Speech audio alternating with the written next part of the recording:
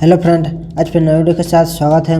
आज हम पैनल वाला दरवाज़ा में न्यू डिजाइन फुल बनाने की कोशिश किए हैं।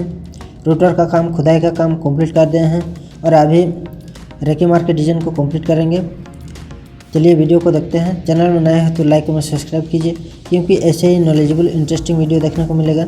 चलिए वीडियो को लास्ट तक देखते हैं।